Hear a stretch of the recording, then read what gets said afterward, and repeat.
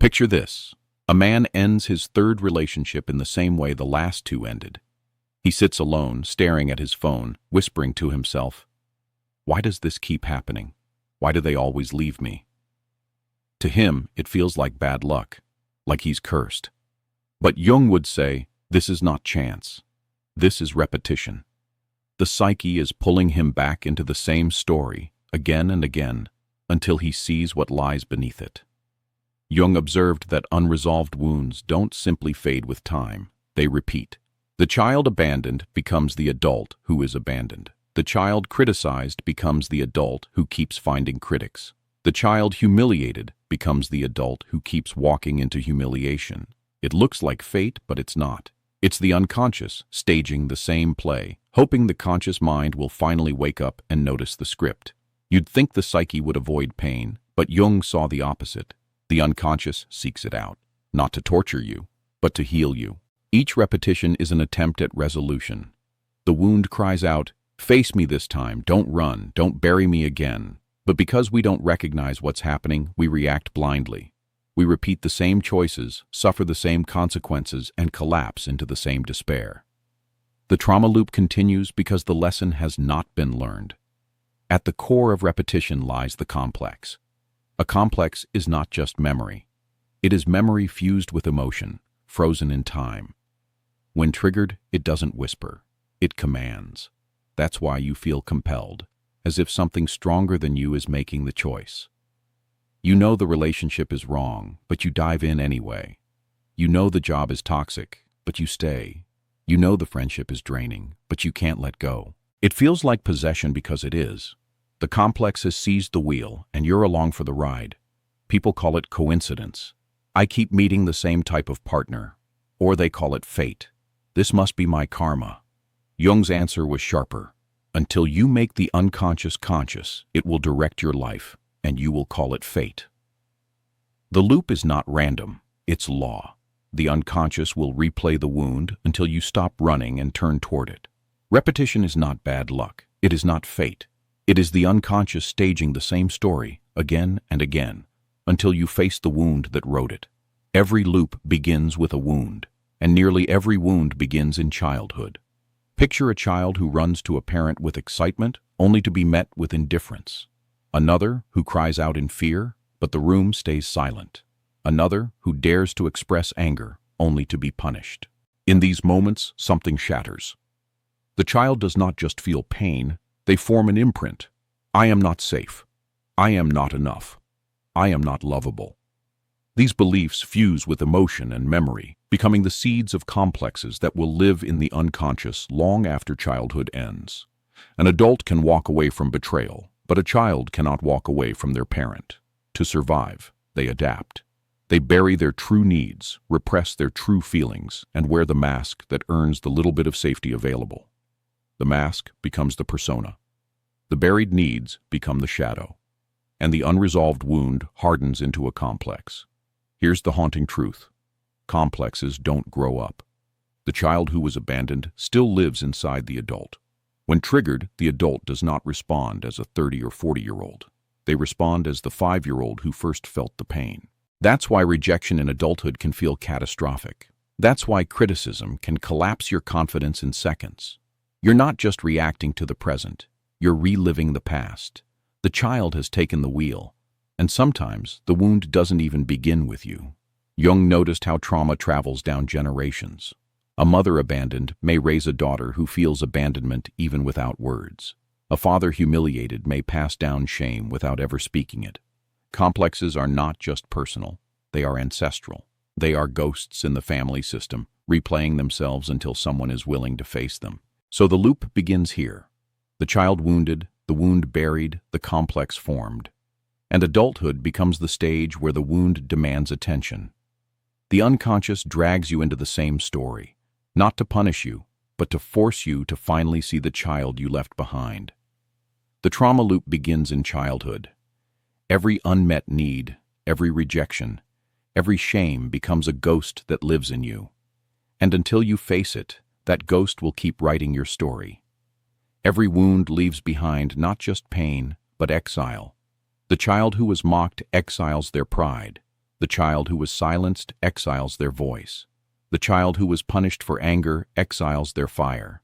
These exiles gather in what Jung called the shadow, the dark cellar of the psyche where all rejected traits live. Here's the paradox. What we bury, we don't escape, we attract.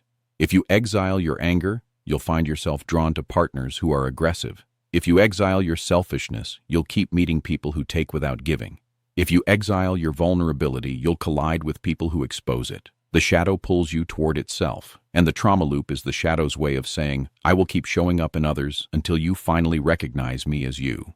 This is why so many toxic relationships feel magnetic. The unconscious is not attracted to what is healthy. It is attracted to what is unfinished. That's why the wrong people feel so familiar. Their chaos fits your wound like a key in a lock. You mistake recognition for chemistry, but what you're recognizing is not them. It's your shadow staring back. The shadow doesn't just appear in lovers. It shows up in conflicts everywhere. The boss who humiliates you, the friend who betrays you, the stranger whose arrogance enrages you. Each is carrying something of yours. That rage you feel, that disproportionate reaction. It's the shadow being touched.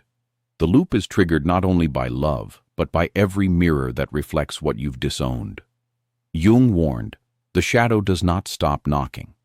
Every time you repress it, the loop begins again. Every time you deny it, the attraction intensifies. Every time you ignore it, the fallout grows worse. The shadow will use any mask it needs, lover, friend, enemy, to force you to face what you've buried. The trauma loop is powered by the shadow. The people you're drawn to, the conflicts you can't escape, the patterns that repeat, they are all carrying the traits you've exiled. Until you face them within, you will keep chasing and fighting them without. Ask anyone caught in a repeating pattern, heartbreak after heartbreak, betrayal after betrayal, failure after failure, and they'll often say the same words. It feels like it's meant to be. Not meant in a good way, but meant in a haunting, inescapable way, as if life itself is conspiring against them. Jung had an unsettling answer. What you call fate is often just the unconscious writing your script. When the same kind of person keeps showing up, it doesn't feel like coincidence. It feels magnetic, inevitable. You tell yourself, I'm destined to love this type. I'm cursed to repeat this story. But Jung would say, you are not cursed by the stars. You are compelled by the unconscious. The complex is pulling the strings. The shadow is setting the stage. Until you notice, you'll mistake compulsion for destiny. Think of the unconscious as a playwright. It has one script, the wound. Scene after scene, act after act, it finds new actors to play the same roles. A new partner, a new boss, a new friend. But the lines are eerily familiar. The betrayal, the abandonment, the humiliation repeat word for word. You think you've entered a new play, but it's the same script with different costumes. The unconscious is relentless. It will recycle the story until you stop playing your part unconsciously and start rewriting it. Here lies the cruel trick. The wound feels like home. The chaos feels familiar. That's why you walk into it willingly. The child inside you remembers the original wound, the parent's absence, the ridicule, the rejection. So when an adult partner behaves the same way, it feels like recognition. Your conscious mind calls it love, or chemistry, or destiny.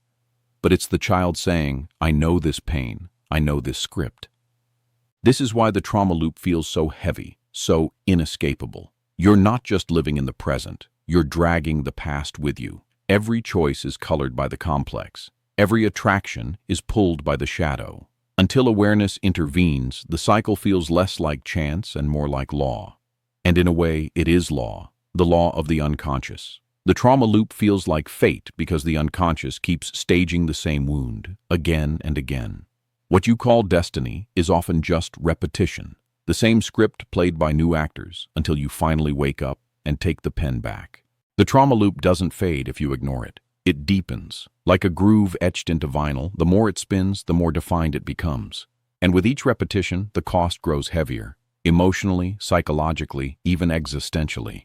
At first, the loop feels like bad luck. One failed relationship, one betrayal, one disappointment. You tell yourself it's coincidence. But as the pattern repeats, hope begins to corrode. You start to dread new beginnings. Every smile feels like a threat. Every opportunity feels like another trap. Cynicism takes root, whispering, "Why bother? It will always end the same way." The loop doesn't just wound you, it robs you of joy in what hasn't even happened yet. Over time, the loop shapes your very identity. The child who was abandoned grows into the adult who believes they are unlovable. The one who was humiliated grows into the adult who lives with constant shame. Complexes don't just replay wounds, they rewrite self-perception. You begin to mistake the pattern for who you are. I'm just broken. I'm just unlucky. I'm just cursed. This collapse of self-image is one of the cruelest costs of ignoring the loop. You stop believing you're living a cycle and start believing you are the cycle. And then comes the deepest cost of all. If you never face the loop, it doesn't simply ruin relationships or opportunities. It steals your life. Imagine reaching old age, looking back, and realizing you never truly lived freely. That every major choice, your lovers, your jobs, your friendships, was not chosen by you, but by the wound inside you. This is the existential tragedy Jung warned about. To live your entire life as a repetition, never once meeting your true self. Many people try to bury the loop under distractions, work, substances, new relationships, but Jung was clear. What you refuse to face doesn't disappear. It gathers strength in the dark. The ignored wound festers, the unacknowledged shadow grows denser, and sooner or later it bursts. Through breakdown, addiction, despair, the unconscious will not let itself be ignored forever. Ignoring the trauma loop is not escape, it is surrender. The cost is your joy, your identity, and ultimately, your life itself. Jung never said the trauma loop was easy to escape. In fact, he warned that the unconscious is patient. It will repeat the story as many times as necessary. But he also gave us a way out. Not a shortcut, not a trick, but a process. Making the unconscious conscious. Step 1. Recognition. The first step is to admit the loop exists. To stop calling it bad luck or fate and start calling it what it is. Repetition. Look at your life honestly. Do your relationships end the same way? Do your failures echo each other? Do you keep finding yourself in the same roles with different faces? The moment you name the pattern, the unconscious loses part of its grip. Step 2. Withdraw projections. Most of us blame others for the loop. The cruel partner, the ungrateful boss, the toxic friend. And yes, their actions matter. But Jung insisted, the loop continues because of what you are projecting. Ask, what am I seeing in them that really belongs to me? The abandonment you fear may be the child in you projecting onto every lover. The humiliation you feel may be your own repressed shame rising through others. Withdrawing projections means reclaiming what you've disowned. It doesn't excuse others. It frees you from chasing the same wound in different masks. Step 3. Active imagination. Recognition is not enough. The wound must be met directly. Jung's tool for this was active imagination. Picture the loop as a figure, maybe a child, maybe a shadowy stranger, maybe a recurring dream character. Speak to it. Ask, what do you want from me? Why do you keep repeating? At first, the answers may disturb you, but in dialogue, the wound stops being an invisible puppeteer and becomes a voice you can hear, understand, and integrate. Step 4. Integration. Integration means reclaiming the exiled parts of yourself that fuel the loop. The anger you buried becomes healthy boundaries. The need you denied becomes intimacy instead of desperation. The fear you avoided becomes wisdom instead of paralysis. Integration doesn't erase the wound, it weaves it into wholeness. And once the wound is woven, the loop no longer needs to repeat. Step 5. Individuation. The final step is individuation, Jung's word for becoming your true self. Individuation is not perfection, it is freedom. Freedom from being possessed by complexes. Freedom from living as a repetition. Freedom to write a new story instead of playing the old one again and again. This doesn't mean life will be painless. It means the pain will no longer own you. The loop will no longer write your fate. You will. Jung's method to break the loop is simple in theory, demanding in practice. Recognize the pattern, withdraw projections, dialogue with the unconscious, integrate the shadow, and individuate into wholeness. The loop will repeat until you do, but the moment you face it, you can step out of the cycle and into a new life. Return to the man we met at the beginning, the one sitting in silence after his third breakup, whispering, "Why does this always happen to me?" Once, he blamed his lovers. Once, he cursed his luck. Once, he called it fate. But now, something shifts. He remembers Jung's haunting line. Until you make the unconscious conscious, it will direct your life, and you will call it fate. The next time he feels the magnetic pull of a new partner, he pauses. The intoxication is still there. The chemistry still burns. But instead of plunging headfirst, he asks, what wound in me is being touched right now? What part of myself am I seeing in them?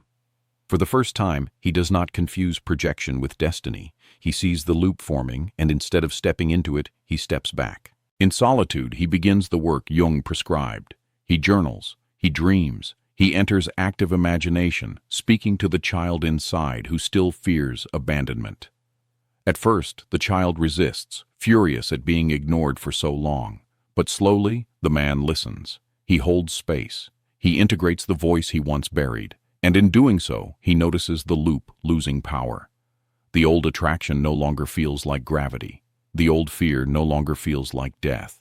When the next conflict arises, he does not collapse into panic. When the next silence comes, he does not assume rejection. He breathes. He stays. He chooses.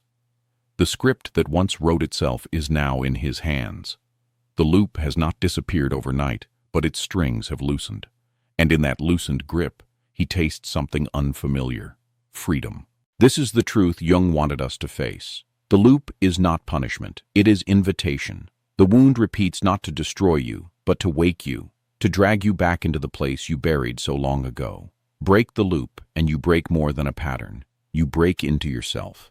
The trauma loop will replay until you face the wound that created it. Ignore it, and it will own you. Face it, and it will free you.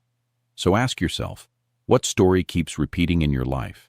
What heartbreak, what failure, what betrayal? The moment you stop calling it fate and start calling it the unconscious is the moment you can write a new script. Because the loop is not your destiny, it is your summons. And the day you answer it is the day you stop reliving the same story and begin, finally, to live your own. If this resonated with the story you've been repeating, subscribe to Factspire TV, not for comfort, not for illusions, but for truths that break the unconscious loops and set you free.